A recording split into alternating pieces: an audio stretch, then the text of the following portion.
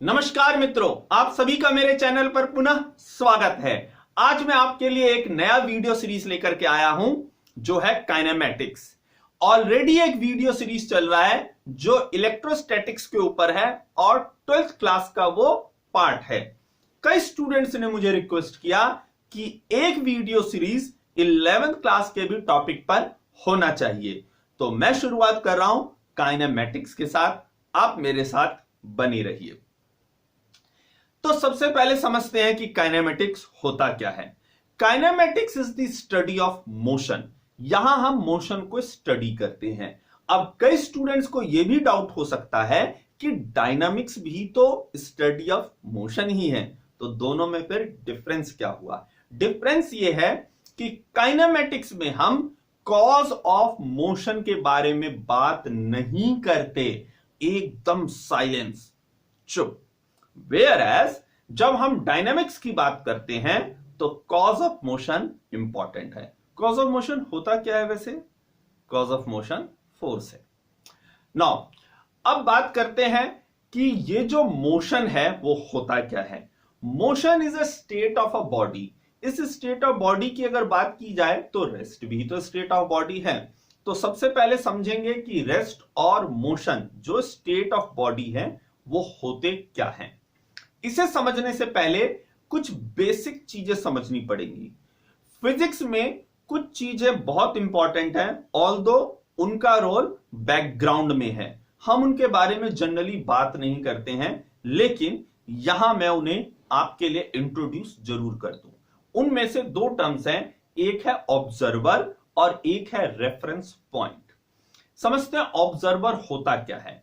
Observer वो है जो मेजरमेंट लेता है। अब भला मेजरमेंट टर्म कहां से आया? अरे फिजिक्स में यही तो सबसे इंपॉर्टेंट है और सबसे डिफिकल्ट जो फिजिक्स को बनाता है वो यही है। तो जो सबसे इंपॉर्टेंट टर्म जो पूरे फिजिक्स के लिए है वो है मेजरमेंट।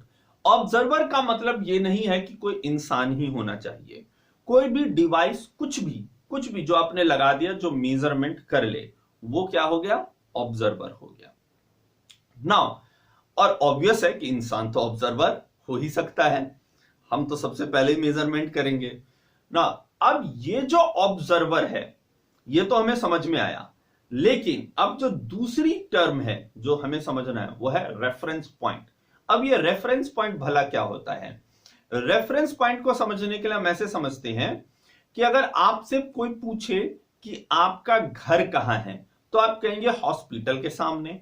अब कोई आपसे पूछ ले कि भाई हॉस्पिटल कहां है तो आप कहेंगे घर के सामने। तो समझ में आया? नहीं। फिर पूछा भाई दोनों कहां है, आप कहेंगे आमने सामने। ले भाई, हो गया। तो रेफरेंस पॉइंट वो पॉइंट है जो सबको मालूम होना चाहिए, राइट। आप कोई ऐसा कुछ बताएं, अगर आपसे कोई घर पूछ रहा है, आप कुछ ऐसी जगह बताएं जो सबको मालूम है। तो रेफरेंस पॉइंट कुछ हमारा ऐसा ही है। एटलीस्ट सबको ना भी मालूम हो तो ऑब्जर्वर को मालूम होना चाहिए, इसीलिए मैंने टर्म इंट्रोड्यूस किया ऑब्जर्वर। तो रेफरेंस पॉइंट वो पॉइंट है जो कम से कम ऑब्जर्वर को मालूम है, और इसी पॉइंट से ऑब्जर्वर जो है वो किसी भी ऑब्जेक्ट के पोजीशन को मेजर करेगा, राइट। आई होप यहां तक आपको समझ में आए। नाउ अब हम डिफाइन कैसे करेंगे कि rest state of a body और motion state of a body क्या है। अब समझते हैं कि जैसे मेरे हाथ में दो मार्कर हैं, एक ब्लू और एक ग्रीन। मान लीजिए जो ब्लू मार्कर है वो है हमारा रेफरेंस पॉइंट। मैं हूं ऑब्जर्वर, मुझे मालूम है कि ये कहां पर में है।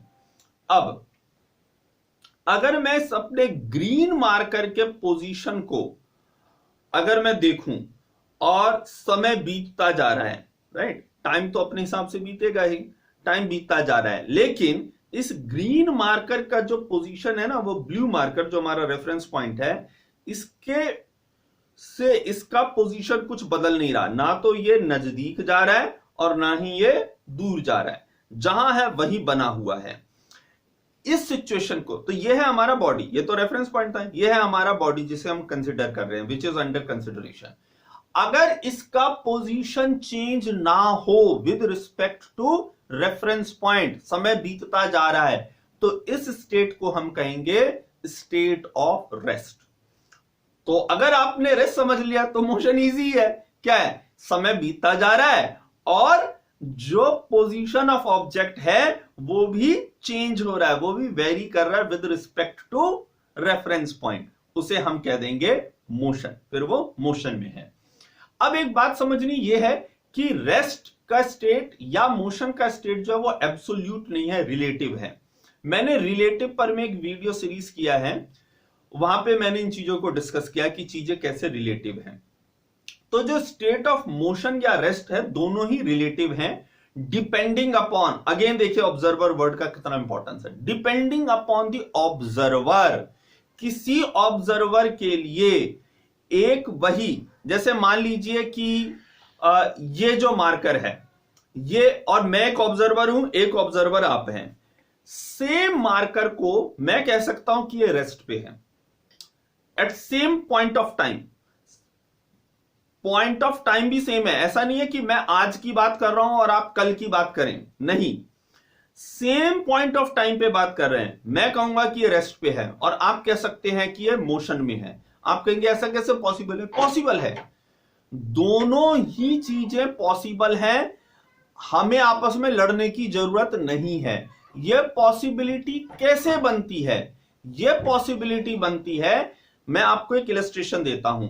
मान लीजिए एक बस से आप ट्रेवल कर रहे हैं, राइट, और उस बस के अंदर जो है कुछ रॉबर्स आ गए, राइट। उन रॉबर्स ने सारे पैसेंजर्स को कहा स्टैंड स्टिल, अगर कोई भी हिला तो मैं आपको गोली मार दूंगा, और मूविंग बस में ही हो रहा है, तो क्या होगा?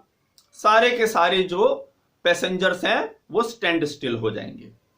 अब अगर कोई आदमी जो ग्राउंड पे खड़ा है वो अगर उन पैसेंजर्स को देखेगा तो क्या कहेगा? पैसेंजर्स मोशन में। क्यों? क्योंकि बस में बैठे हैं, बस जो है वो मोशन में है, तो पैसेंजर्स ऑब्वियसली मोशन में है।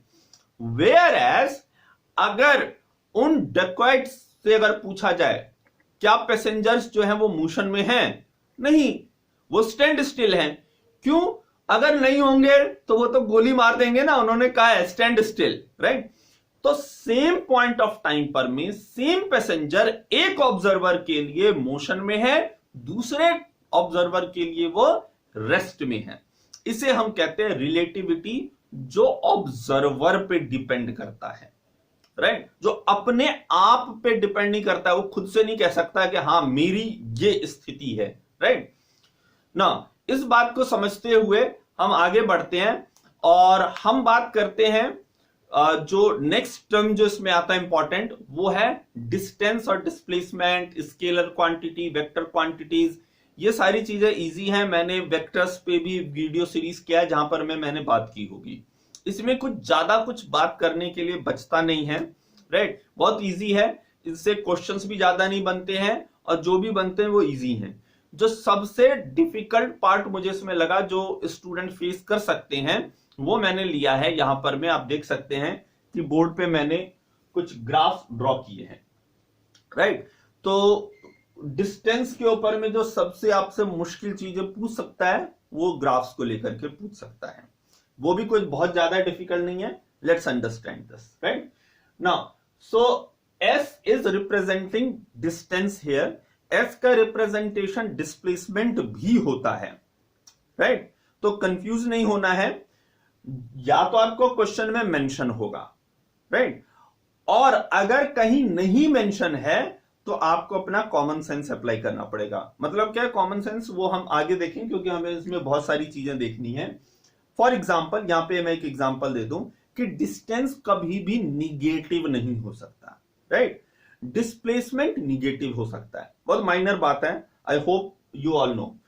अगर आपका ग्राफ एक ऐसा है जो क्वेश्चन में गिवन है कि वैलिड ग्राफ है, राइट, यहां पे क्वेश्चन ये है कि हमें चेक करना है कि ग्राफ्स वैलिड हैं या नहीं है। लेकिन अगर आपको एक न्यूमेरिकल प्रॉब्लम है जहां पे ऑलरेडी कह रखा है कि वो वैलिड ग्राफ है, अब अगर उसमें लोअर पोर्शन नहीं है, लोअर पोर्शन का मतलब समझ रहे हैं कि मैं बात कर रहा हूं ये एक पॉजिटिव डिस्प्लेसमेंट का एक्सिस है और अगर आपको निगेटिव एक्सिस दे रखा है, राइट, और वो वैलिड ग्राफ है, तो इसका मतलब जो ग्राफ है वो डिस्प्लेसमेंट टाइम ग्राफ है, वो डिस्टेंस नहीं हो सकता। क्यों नहीं हो सकता?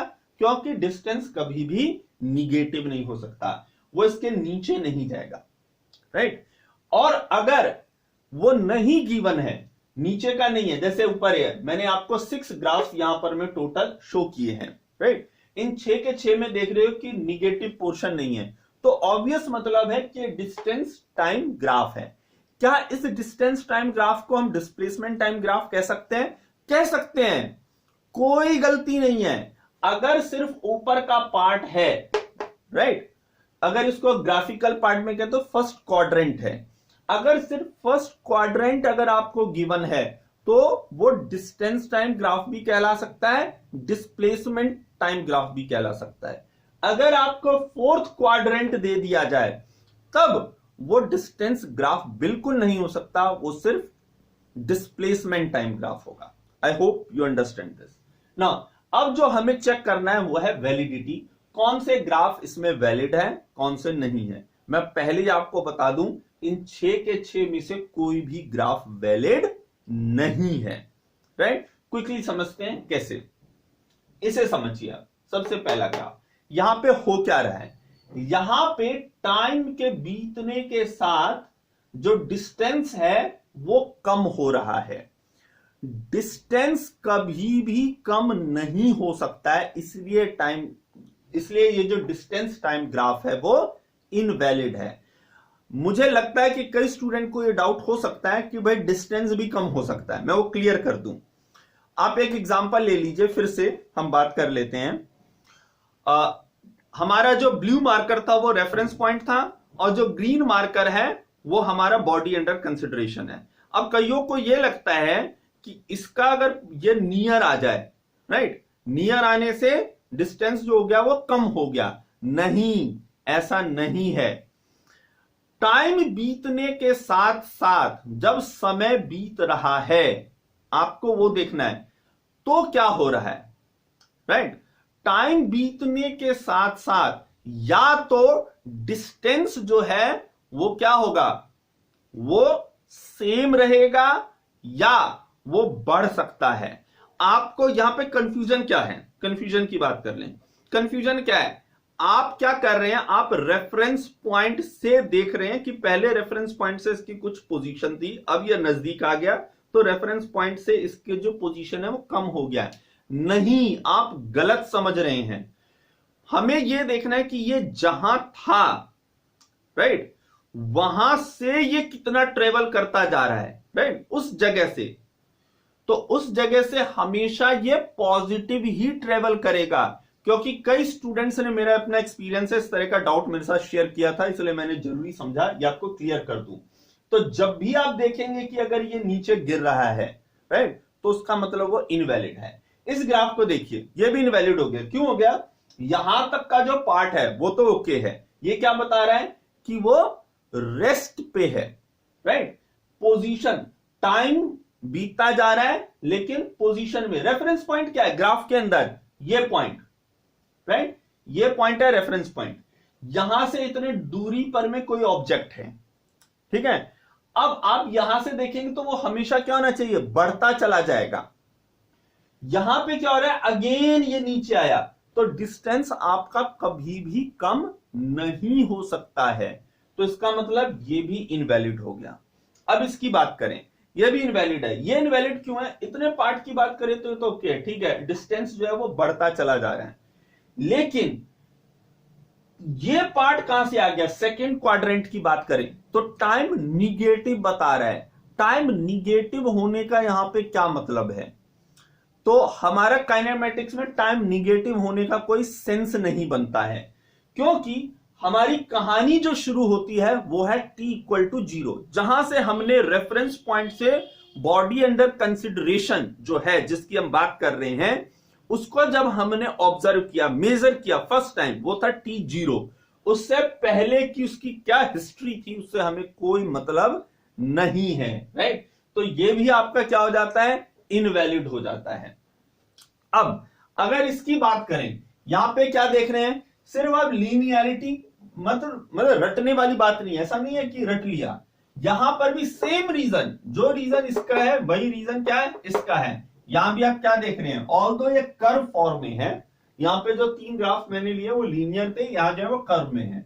यहां पे आप क्या देख रहे हैं कि वो भी डिस्टेंस जो है वो कम हो रहा है, राइट। तो डिस्टेंस जो है ऑल्दो यहां बढ़ रहा है, लेकिन यहां में क्या दिख रहा है, डिस्टेंस जो है फर्स्ट हाफ पार्ट में कम हो रहा है, जो पॉसिबल नहीं है। अगेन सेकेंड पार्ट में क्या प्रॉब्लम है, सेकेंड पार्ट में प्रॉब्लम है कि किसी एट अ सिंगल टाइम हमें 2 पोजीशन मिल रहे हैं, एक ही टाइम पे कोई भी बॉडी 2 जगह प्रेजेंट नहीं रह सकती है। और फाइनली इसकी बात करें तो ये स्मूथ एक आपको सर्कल सा दिख रहा है ना, तो शक्ल पे मत जाइए, बात यह है कि सेम रीजन है कि same at a same point of time हमें क्या दिख रहा है, 2 पोजीशंस दिख रही हैं, राइट। तो आई होप आपको समझ में आया कि अगर 6 टाइप्स, these 6 टाइप्स ऑफ अगर ग्राफ आपको गिवन है, इसका मतलब है कि ये पॉसिबिलिटी नहीं बनती। अगर आपने ये ग्राफ समझ लिया तो आपको डिस्टेंस को लेकर के I think this is the only thing which a student face problem. So I hope this is clear. Thanks for watching my video.